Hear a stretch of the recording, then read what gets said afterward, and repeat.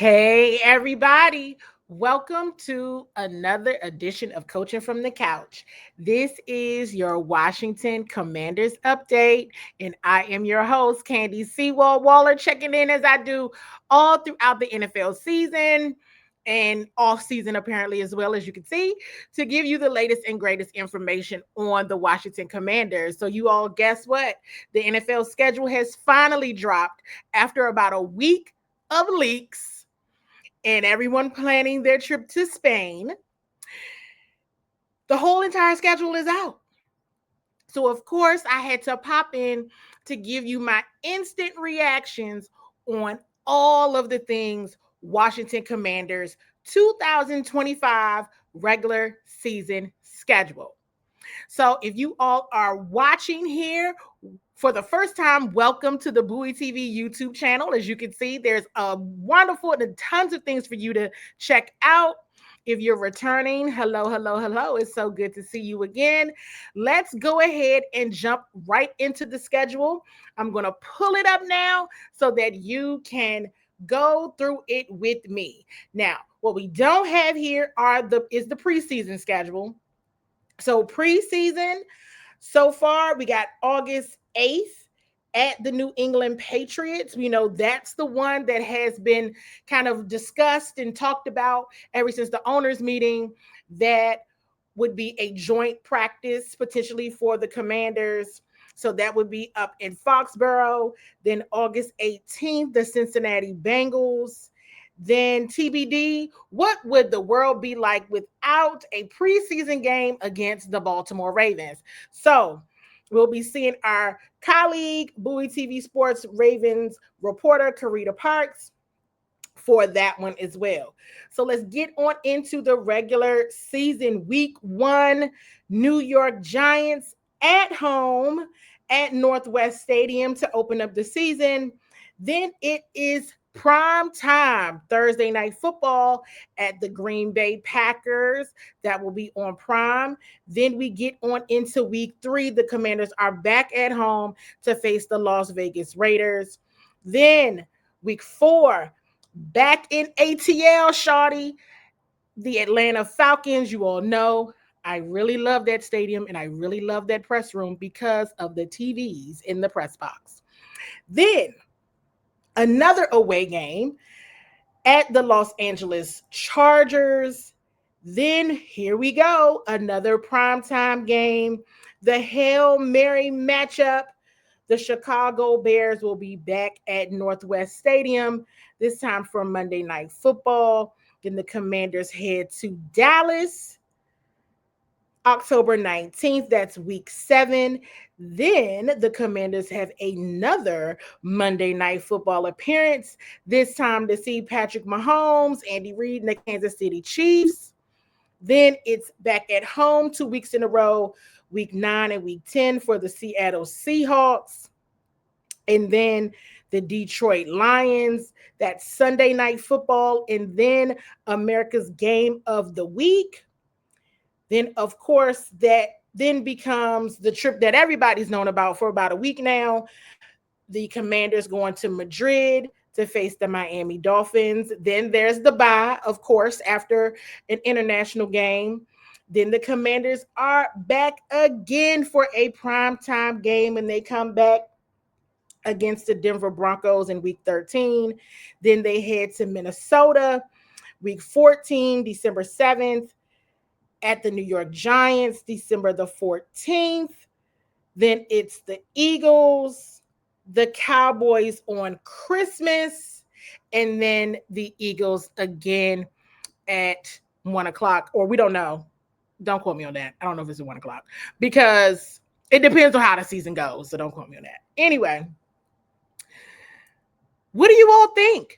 Drop it in the chat while you're watching the recording. What do you think about this schedule? Here's the thing: the price of being good, the price of showing up with a whole new staff, veterans that people had forgotten about, right? And let's go back to the staff because, you know, that was one of the things that I've been really big on all season long last year about this coaching staff and what Cliff Kingsbury told me all the way in week 1 last year is that he knew that people were going to be standing back watching to see what this world-class coaching staff was going to do. Well, they ended up with a 12-5 regular season record, made it to the NFC Championship in year 1 of them being together. That's what happened. So now we see how this has played out with 5 primetime games.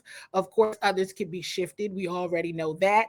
And then, of course, that stretch right at the end of the season where clearly the league is like, ooh, that NFC East is no longer the NFC least, more looking like the NFC Beast. Let's see if it's true.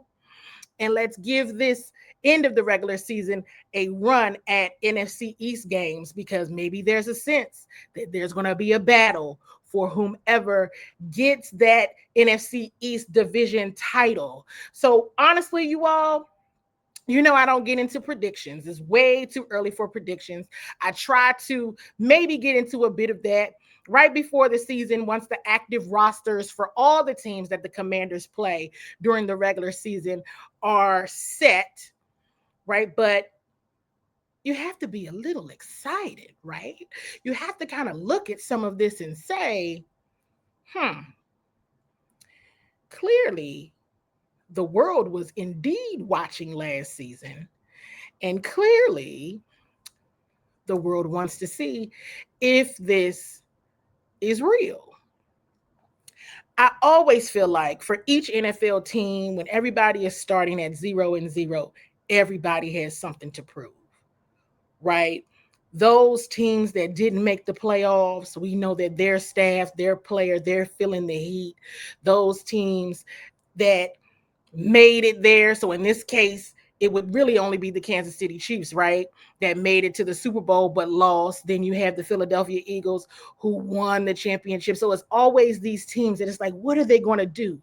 What are they going to do? And for different reasons, right? Like I said, those that didn't make the playoffs, those that did and lost in the first round, those that did and lost in the second round. I know the Detroit Lions have got to be itching to say, the Commanders got us at home after a bye and after the season that they had. Everybody's got a reason to have a chip on their shoulder and to say, look, I deserve to win the division. This team deserves to win the division, and we're going to do just that. Everybody's thinking that right about now. Everybody's thinking that at the beginning of the season, but the key is going to be which team actually does that. We know that health is a factor. We know that staying healthy is key. We know that depth on the roster, all of those things are going to matter. One of the things that I'm really looking forward to as we start to get into the season is, what is this rookie class going to offer and bring to this team? Just coming off of rookie minicamp last weekend, only 5 draft picks. But one thing that I have stuck with is, if they stick with these 5 draft picks, these are going to be some really, really good draft picks. And I was able to talk to 4 out of the 5. I hope you all saw the content on the Bowie TV YouTube channel, or if you're watching the television channel on Verizon Channel 11 or Comcast Xfinity Channel 77, you saw it there as well, of the press conferences and one-on-one interviews with Bill and others. They sure do seem like they fit the Commander standard. Didn't get to see much in rookie minicamp, but when you really start to compare and think about the veterans that they brought back in the rookie class from last year, you can kind of see that this team for certain has a type. So with that being said, you all, I'm looking forward to see what is this rookie class going to bring, because last year's rookie class set the bar very high. Now there's there's some rookies from last year's class though that we still want to see what they can do. Still want to see a bit more from Luke McCaffrey. Let's see how they utilize Dominique Hampton. Let's see if they get Ben Sinnott involved this year. Let's see how these things really start to materialize. Let's see what Johnny Newton does. As he really just really take it up a notch this season. Looking forward to all of those things and then some from last year's rookie class, looking to see what this year's rookie class adds. Then again, another shot for this world class coaching staff.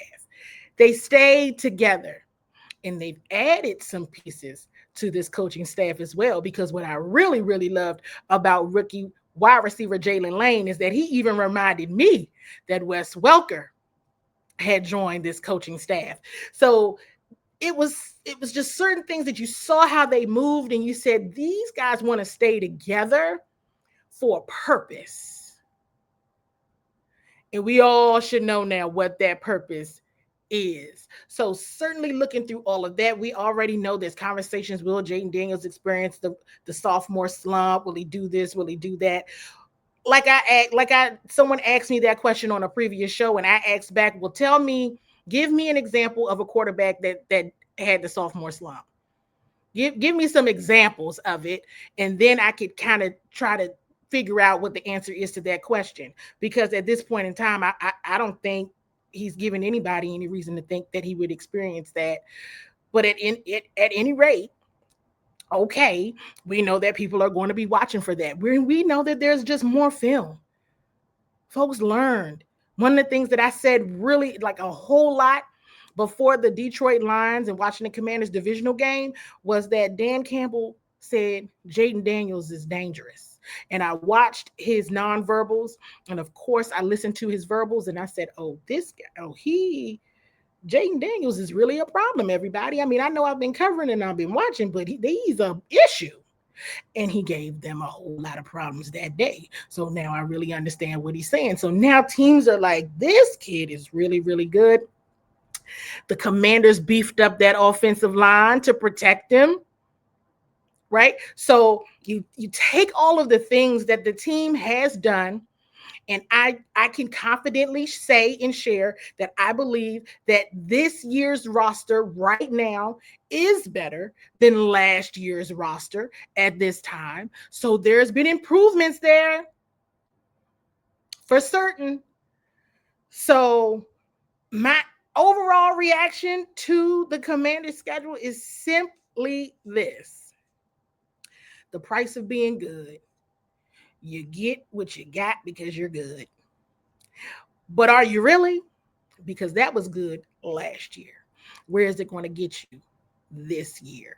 And everybody, like I said at the top of this instant reaction show, everyone has a reason and a chip on their shoulder of something that they have to prove going into this season.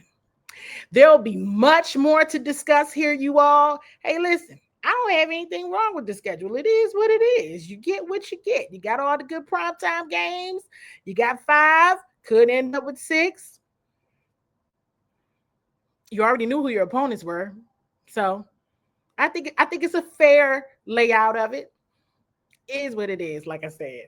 Some tough teams out there with a lot to prove and probably some chips on their shoulder, the Jaden Daniels and his team. So I think it'll be some really good bump, which we all deserve to watch. So this is Candi CWall Waller from Bowie TV checking in once again. I will be talking to you all again soon, and we'll get into more of OTAs and all the things happening as the Washington Commanders continue their off-season training. I'll be talking to you all again soon.